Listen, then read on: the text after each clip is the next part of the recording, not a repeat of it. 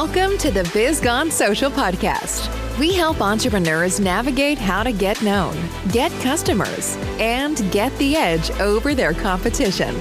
Here is your host, Lorraine Duncan.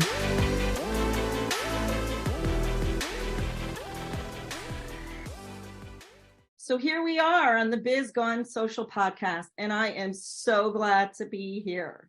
And my promise to you, as always, is I want to give you a little bit of verbal caffeine that's going to energize your business and help you stay social. Because after all, don't you want to be the business that everyone's talking about? I know I do. And I'm actually so stoked to have Caterina Rando with me. Welcome, Caterina. So happy to be with you. Yay. So we met at a networking event. So that's just a little plug that if you want to meet really amazing people, go to a networking group and you will meet some amazing people. Anyways, tell me a little bit about your business and what you do. Thanks, Lorraine. I serve women in business on a mission. Women who have big hearts. They want to use their business to be of service. But you know what? They're good at the service part, the fitness, the image consulting, the graphic design, whatever they're doing, they're great at that, but they're not as great at the business part. And that's where I help them to become strategic about their business, to master public speaking, to get really good at sales so that they can thrive in their business. Now, how long have you been doing this for? My friend, I've been doing my thing for 29 years. I had a different business before this.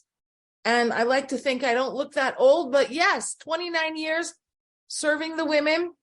And the more you do your thing, the better you get. And I would definitely say that I have gotten to a place of mastery in being able to help people, because the more you do it, the better you get. Absolutely. What would you say, since you've been doing this for 29 years and you've probably spoken to all different kinds of women, in different businesses, what would you say the number one problem is consistently with most women that go into business? The number one problem is that they don't know how to sell. And we have to call it sales, Lorraine, so we know what we're talking about. What I'm saying is that you're inviting people to come and be your client, and seeing if what they're looking for matches what you have to offer. Women are so afraid of being too salesy that they don't usually invite people to talk to them, or they talk to people, but they don't ask them if they want to talk about being their client and working together. And it's another skill. If they had a job before and they never had to do client acquisition, they haven't developed those skills. But the thing is that women know how to talk to people. So we can just talk to people. We don't need scripts. We need to have clarity on who our ideal client is. We need to have clarity on the values that we're looking for in the people we want to serve. And then we need to have time set aside to connect with people and invite them to work with us. Yeah. And I actually, I have done a lot of soul searching when it comes to sales, because what used to come up to me is that, car salesperson who just was so pushy that after a while you just kind of wanted to stab him with a pen. It was like, and I'll never forget this as long as I live. My husband and I went into a car dealership, and we were like, literally, we were just deciding, we didn't even know what kind of car we wanted. And this guy hounded us, both of us. So not just me, not just my husband, he hounded us for almost like 8 weeks before we finally called the dealership and asked that this guy never calls us again. It was worse than spam calls. Sales, you mentioned this, is that you've mastered a lot of skills, and sales is a skill that we all have to master. Right. What do you think is the number one reason why we fear sales, or we just don't get sales, or we don't want to sell? Well, because nobody likes to be rejected. That's the first thing. Now, if we're talking about women, we also are very concerned about being polite, about not being rude, about not hurting anybody's feelings. And let me tell you something. I sell a lot, Lorraine. I do it with love and kindness. And before I tell people about all my opportunities, I ask them if they want to hear about them and ask them, what do they want to hear about? And should we have this conversation now, or should we have it in next month or 3 months later? And one of the things that guy didn't do was he didn't say to you, hey, do you want to hear from me this month? Do you want me to check back with you next month? When is good for you? And it's okay for us to reach out to people, but we also want to see if they want to hear from us at this time. And because if you say to somebody, hey, you know what?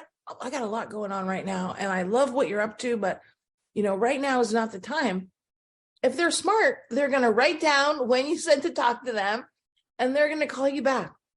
Or they're going to invite you to something way easier to get started with before you have to, so that you can engage with them before you ask them to buy.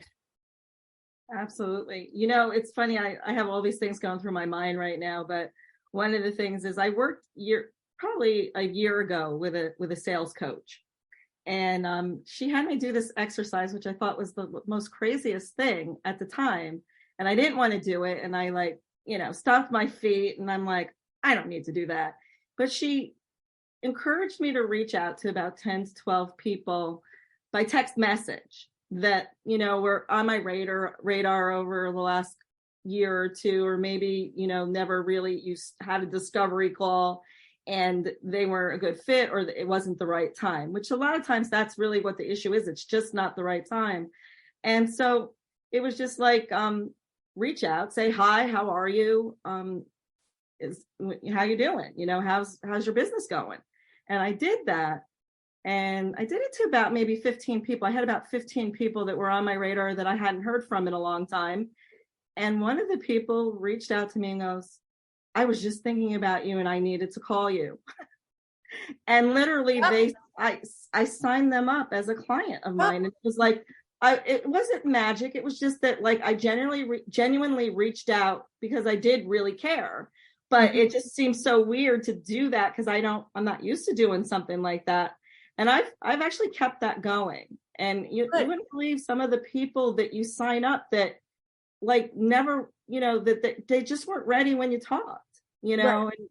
And we always see that, I saw that as rejection always, it was like, or they ghost you, have you ever been ghosted by someone where, you had the discovery call with them and all of a sudden it seems like they're hiding from you.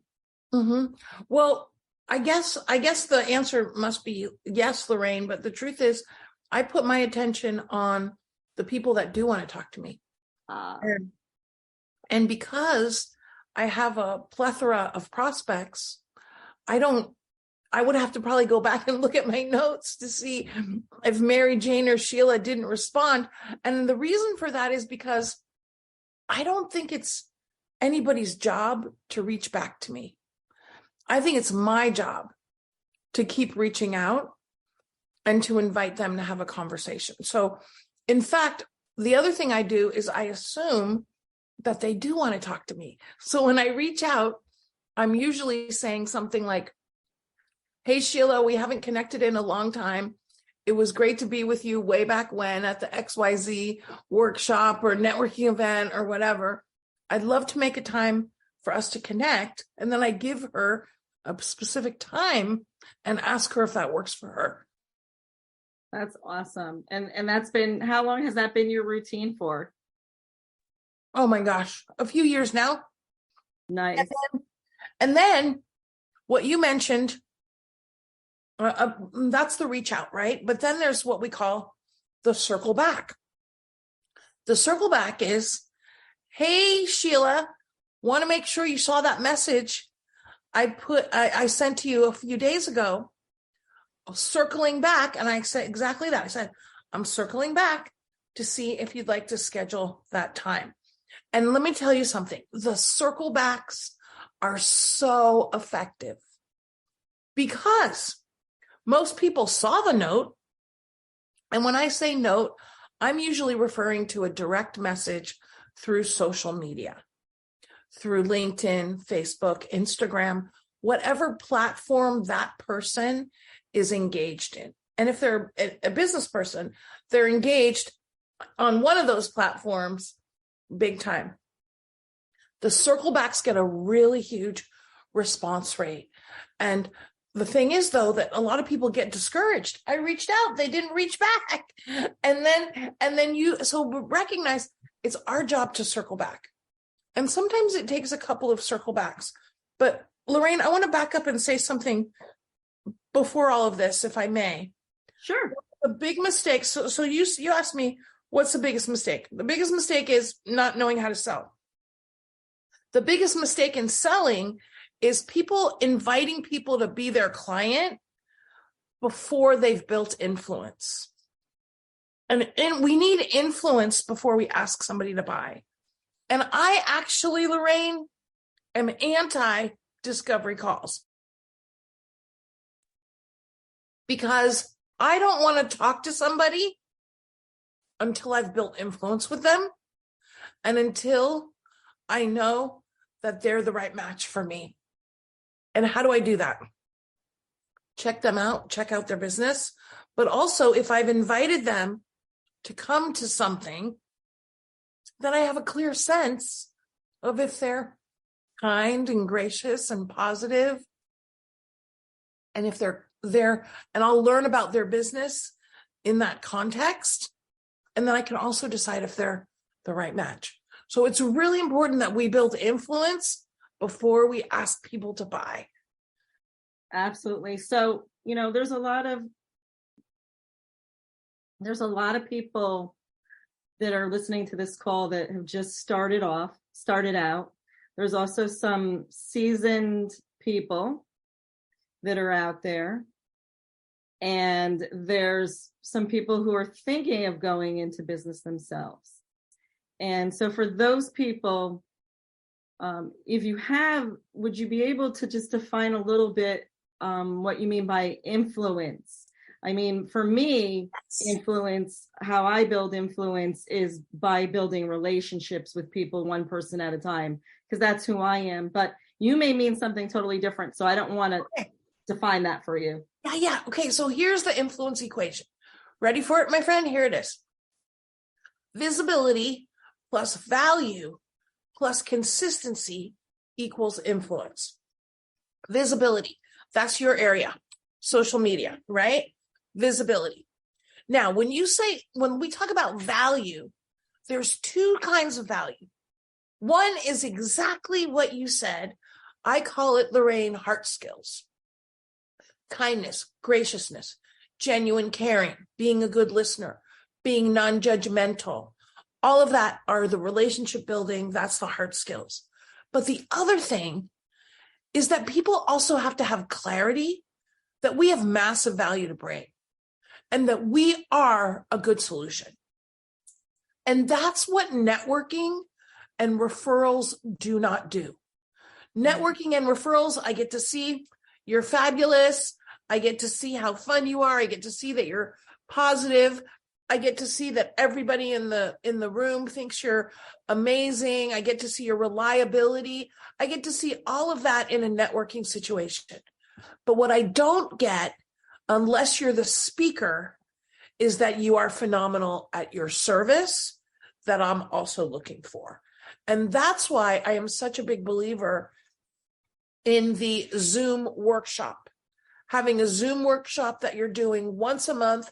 So you always have something to invite people to so that you can build influence before you ask them to buy. So then you're not trying to convince them of your amazingness when you're on the phone with them or in a Zoom room. That is genuinely a getting to know you call to see if there's a match, because you've already built influence where they know that you can deliver. Wow. I hope everybody's taking notes out here, because this to me is what actually adding value. And I really appreciate that, Caterina.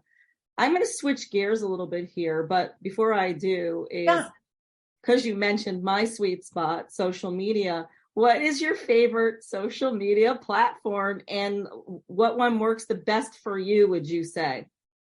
Okay, well, I always love the platforms that are doing two things. First of all, they're visual. And the second thing is that they're interactive, because people think it's about us communicating our amazingness, which, yes, we want to do that. But also, people want to feel seen and heard and gotten by us.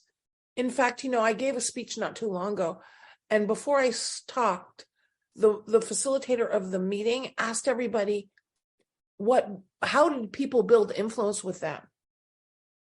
And sure, some people said expertise, but you know what a lot of people said? That they see me, that they value me, that they get me.